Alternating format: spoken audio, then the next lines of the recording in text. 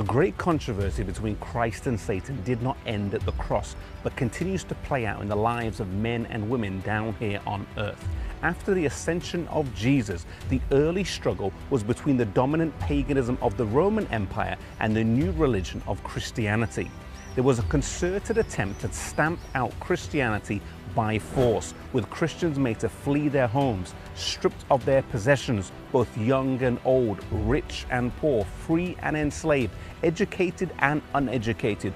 All were persecuted alike.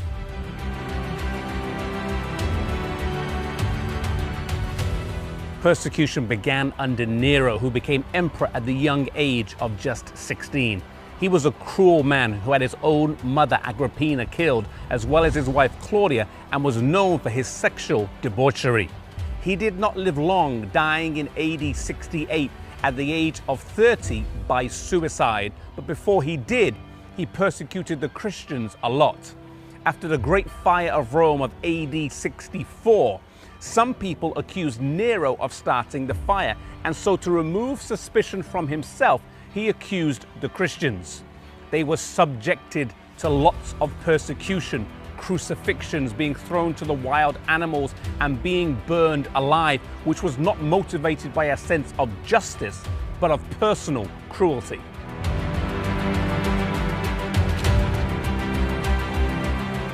It was during the time of Nero that many historians believe both Peter and Paul were executed here in Rome.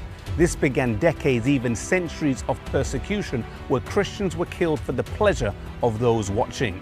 Sporting stadiums like the Colosseum behind me were commonplace throughout the empire, and where gladiatorial games would take place, and often Christians killed for the pleasure of those watching.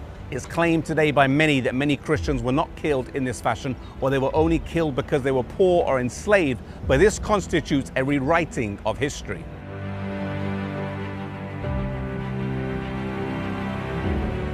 Denied their full rights as Roman citizens, the catacombs afforded them a place where they could offer a Christian burial for their dead. Today they extend for miles underneath Rome, and they were a place where the Christians buried their dead with Christian symbols, and also a place where they could retreat when their life was in danger. The Christian church was persecuted a lot, but it became more resilient under more persecution. It was Tertullian who said those famous words, "The blood of Christians is seed to the gospel." The more they were killed, the more they multiplied and grew.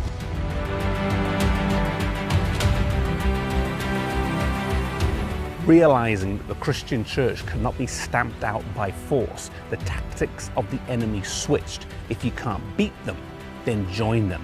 Rome transitioned from pagan to papal. Temples dedicated to paganism were converted to Christian, such as the Pantheon here behind me. Built in 125 AD by Emperor Hadrian, it was converted to a Catholic church in 609 AD. Idols dedicated to various gods were given Christian names such as Saint Peter, and paganism walked in the front door. And in exchange, the persecution of the masses stopped. There was, however, a small and faithful minority who refused to accept this compromised and watered down aberration of the Christian faith.